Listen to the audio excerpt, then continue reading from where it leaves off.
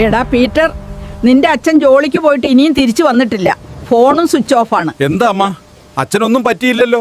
അദ്ദേഹം ഇന്നലെ രാത്രി ഡാർക്ക് രാജയുടെ ഫാക്ടറിയിലേക്ക് പോയതാണ്, അവനോട് പൈസ ചോദിക്കാൻ. ഡാർക്ക് രാജയോ? അമ്മ പേടിക്കണ്ട, ഞാൻ അച്ഛനെ കണ്ടെത്തും. അച്ഛൻ എന്തെങ്കിലും പറ്റിയാൽ ഈ നഗരത്തിൽ ഒരുത്തനും രക്ഷപ്പെടില്ല. പീറ്റർ, നിന്റെ അച്ഛനെ ഡാർക്ക് രാജ ആളുകൾ പിടിച്ചുകൊണ്ടുപോയി. എന്തിനാ? അച്ഛൻ ഡാർക്ക് രാജയ്ക്ക് 2 ലക്ഷം രൂപ കൊടുക്കാനുണ്ടായിരുന്നു. അത് കൊടുക്കാത്തത് കൊണ്ട് ഇനി ഞാൻ സ്പൈഡർമാനാണ്. ഇനി ഈ കളി അവസാനിക്കും. സ്പൈഡർമാൻ തന്നെ ഇവിടെ വന്നോ? എവിടെടാ എന്റെ അച്ഛൻ? 2 ലക്ഷം രൂപ തന്നാൽ ജീവനോടെ വിട്ടേക്കാം. മോനെ, എന്നോട് ക്ഷമിക്കടാ.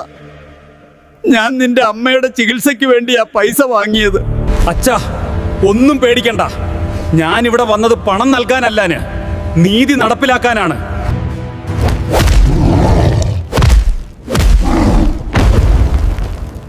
സ്പൈഡർമാൻ വേണ്ടി നോ. എല്ലാവരും ഈ വീഡിയോ ലൈക്കും സബ്സ്ക്രൈബും ചെയ്യുക. മോനെ, നീ എന്റെ അഭിമാനമാണ്. അച്ഛനാണ് എന്നെ ഹീറോ ആക്കിയത്. ശക്തി ഉള്ളത് കൊണ്ടല്ല ഒരാൾ ഹീറോ ആകുന്നത്, മറിച്ച് തന്നെ ശക്തി മറ്റുള്ളവർക്ക് വേണ്ടി എങ്ങനെ ഉപയോഗിക്കുന്നു എന്നതിലാണ് ഒരു ഉള്ളായുടെ വിജയം. എല്ലാവരും ലൈക്കും സബ്സ്ക്രൈബും ചെയ്യൂ.